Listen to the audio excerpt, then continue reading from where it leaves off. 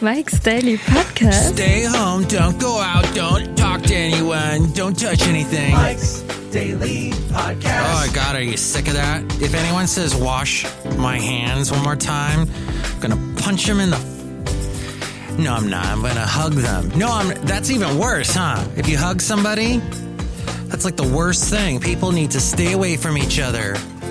It's like that scene from Airplane where they're supposed to, they're having safe... Mike's Daily Podcast. Safe love in Airplane, and they're wearing these all-over bodysuits because that was the big joke Daily in the 80s. Podcast. With that other big thing. Yeah. That other big sickness we had to worry about. That other virus. That other...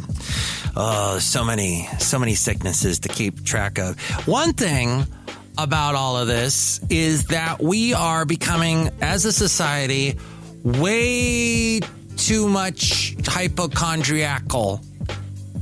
It is like we are all now worried about everything. We used to be worried about everything, but not so much the disease thing. You'd have your hypochondriacs amongst us, and now we're all hypochondriacs. And now the ones that were hypochondriac before are really hypochondriac, yak. Welcome to Mike's Daily Podcast, somewhere in Podcastro Valley. Ton today, the last place on earth. I am here with people, all of us social distancing 6 feet away. But yes, today we're going to get to all kinds of important things because I've got a myriad of them. But I would like to say at the beginning of the show, you can listen to me. I'm actually on the air now in Contra Costa County on 92.1 FM, KKDV, kkdv.com. You can listen to that through the radio.com app. And you can also hear me tomorrow morning, Sunday morning, 6 a.m. to noon. I'll be on the station playing more variety from the 80s to today. And here's today's podcast picture. The podcast picture today, very good. It's of me hugging you. No. Should I? Wow, was it 5 years ago? Yes. That's when I had Kai Alfred Hillig and Peter Jordan, two amazing musicians, songwriters, stopped by. Oh, and that's back when Basil had hurt his left paw. He had a big old bandage on it, and he laid on top of singer Kai Alfred Hillig. And we had such a good time. I posted pictures back then about that. Oh, yeah, Basil, wasn't it a blast? Poor Basil was going through tough times back then. And now he can't walk anymore. But he is still enjoying life because I play with him as much as I can and as much as he will allow. But the podcast picture, is that going to be any of that? No, I think we'll go to something more recent. But possibly this nice picture of Lake Elizabeth. How about that? Or as my friend Kevin from Addendum with Kevin says, it's duck poop soup. Goose poop soup of Lake Elizabeth. Maybe we'll do that. See that at MikesDailyPodcast.com. Doing a lot of Fremont pictures lately. So yes, I am slightly worried about people that are hypochondriacs because that's when you get a little bit irrational. And that is when I cannot talk to you anymore because when you're irrational and you speak with a very attitude in my face and I can't reason with you because you're so out there in wackadoo land and I can't talk to you anymore, that's when we have a communication breakdown. And I'm worried about that. The communication breakdown of wackadoos that are so worried about illness in general. And that the phobia has gotten to such a extent that then I can't speak with you and then you can't be a normal person. We, as a society, we need to be social. We need to get things done. And the fact that here in California, we do have this shelter-in-place law happening. Well, it's not a law. It's just a suggestion. Well, it's strongly suggested by our Governor Gavin Newsom that we should stay home. But there are things that need to be done. There are thankfully, everyone, all of our people in power in California have said essential duties, essential jobs may continue, and you may travel to get your social, your essential, whatever. It's essential, ladies and gentlemen, or whatever you identify genderly. There are essential things that need to be done. I hopped on BART today.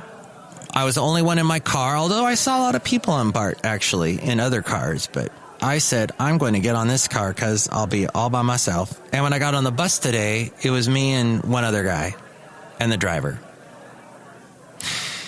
But I got home. I got to work, and I don't know what's going on. I work at several radio stations throughout the Bay Area. I'm not going to say which radio station specifically, but all of a sudden we were off the air. And what's funny is because the last time I was at this particular radio station, it also went off the air. So I'm wondering if I'm bad luck, but it was like, I can't do anything. That's why today's podcast is going to be a little bit rushed, because usually I'd have a little bit more time to do this podcast in Podcaster Valley 10. But because certain technical things went awry, I had to attend to matters with that. But because there is an essential thing, we are, as a society, we need to still function in the fact that we need to get fresh food from the supermarkets. We need to still talk to people. We can't all become hermits. That's essential. We need to talk to one another. We need to check in on how everybody's doing. Oh, I love this story. So one of the stories I was rummaging through as I was getting ready for my radio show on KKDV was that Costco is not accepting returns for, let me see if I remember this, toilet paper, paper towels, Lysol, all those sanitary clean wipes. Oh, today somebody said to me, hey, let's practice social distancing. And I'm like, dude, you walk too close to me, all right? Back off. Give me a little space. I'm not going to run away from you like a little scaredy cat. I have a little bit of faith in my immunity, but still, immune system. But gosh, you walk towards me. Dang it. Are we going to punch each other now? If I punch you, does that mean I might catch something from you? See, that makes us all less violent as a society. Maybe that's a good thing. Isn't that, if we're nowhere near each other, then we can't get into scuffles with each other. I guess maybe we can over the internet, witness Twitter and trolls and whatnot. Okay, but anyway, as I was doing research, so all those people that were stocking up, and now they've got way too much toilet paper, so I want to return it now. Costco's saying, no, you can't return toilet paper. You can't return your bottled water that you got too much of. You can't return rice. Apparently, people bought a lot of rice from Costco, and they bought too much. I guess it's too heavy to move all of it around at the house. Now they got nowhere to live. They got too much stuff. So now there's no place. I can't move around my house because I got too much stuff. So I'm going to return it to Costco. Nope, Costco says no. And Costco usually had this return policy that was amazing. You could return anything that was broken except there was one thing. I think beds? No. Clothes? No. There was one. I forget what it used to be. You could return anything policy. There was someone who I knew who wore clothes for a while. He was able to return that shirt, even though he had worn it. He was able to return it to Costco. I one time, this happens a lot actually at Costco. I bought onions, a bag of onions, and a couple of the onions were rotten through. I guess I didn't notice it when I bought it, but they sold it to me like that. So I returned it. They accepted it.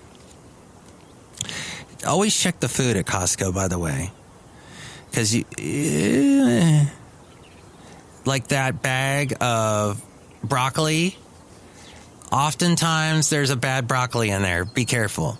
Just all I'm saying, look through it first. And the eggs, of course. Which, by the way, my lovely lady friend, I bought one of those crates of eggs, and I haven't been to Costco, by the way, since February 11th. And I'm still living off the stuff that I stocked up on. And this is before we all went absolutely crazy and wackadoo over the COVID-19. I still got a bunch of stuff that I haven't gone through completely. I still got like about a eighth of my package of toilet paper. I think I've still got about 7 rolls left, so I think I'm going to make it. By the way, somebody stole 66 rolls of toilet paper from a hotel in Florida, and he got arrested, thankfully. Yeah, so at some point, I'm feeling it now that we're coming down off of our hysteria a little bit, especially with stories like a virus that was used to fight Ebola apparently has cured a man of coronavirus recently. So some of this is more and more of this news is coming out. And the fact that big companies like Walmart are hiring like 150,000 more people, something to that effect. So I think we're coming around a corner. I don't know. I may be wrong. But let's just try and communicate. Let's just try and realize that we're all essential in some ways, but that we still need the things that make our society operate. We need that to be stocked with people, and that we have enough folks that are working at Costco to tell the idiots that are returning things they overstocked on, no! Hey, look who's out here at Cafe Anyway, located somewhere in Podcastro Valley, the last place on earth.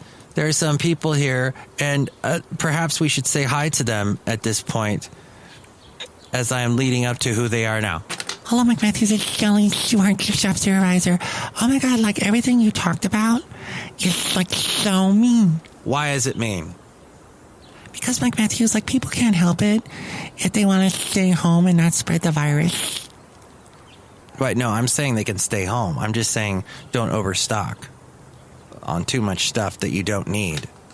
Or if you do, share it with people who don't have it in your neighborhood. Mike Matthews, you're so mean. I am not. Look who else is here. Hello, Mike. This is Floyd the Floorman. And this is John Deere, the engineer. Mike, you should wrap it up. You don't have much time. What, you mean I'm not going to be alive much longer? No, you're going to be leaving this cafe anyway soon, right? You got stuff to do. Yes. We're all, by the way, talking, we're all about 6 feet away from each other, so that's good. I'm just so sad that all these restaurants that I pass have the little white piece of paper, the little letter piece of paper size page, size paper that says, we're not open now. We'll be closed till April 7th.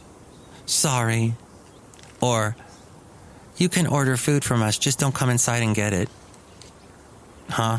What? How is that gonna... What do you think about all this? You can call me 336MM Daily. That's 3 plus 3 equals 6. MM as in Mike Matthews. Daily as in what this podcast has been since like Tuesday. Amazingly enough. Wow. Wow, shuts wow. Oh, I talked to my mom. She's doing well. She says what she has noticed in Florida, in Daytona Beach specifically, is the police at the beaches is enforcing that 6 feet rule. They are coming by and saying, hey, back off. Back off, man. I'm social distancing. So they are enforcing the social distancing in Daytona Beach, Florida. My mom said also that one of her big gatherings, her big get-togethers, there was less people, although there was still like 70 people that showed up to some event she went to. Yeah. And their social security, the elderly people that use the social security should probably be doing the social distancing. so that they can continue to get the Social Security. Oh, Kenny Rogers died. 81. Natural causes, not the coronavirus. Much of my life had to do with Kenny Rogers. In fact, he decorated my life. Growing up, my mom loved Kenny Rogers. She went out and bought the Gambler album. Gambler, he broke even. Because in Kenny Rogers' final words was an ace that I could keep. You got to know when to hold them, know when to fold them, know when to walk away, know when to run. You never count your money when you're sitting at the table. There'll be time enough for counting when the dealing's done. Kenny Rogers also, he used to talk about just love. In fact, he once did, when I did the Santa Fe Cafe in Ventura, he recorded what we call a liner. He just recorded himself saying, "Hey, Mike, love the Santa Fe Cafe. Hey, maybe you should sell my chicken here." Because that's when he had his Roasters chicken. Remember that the one that Seinfeld made fun of on his show? Because Kramer kept wanting to eat it. And he was getting blinded by the light from the neon. Kenny Rogers restaurants always had that bright neon red sign. And it was blinding Kramer. Okay. Kenny Rogers had so many songs that I loved as a kid. One of my favorites was Blaze of Glory. Let's go out in a blaze of glory.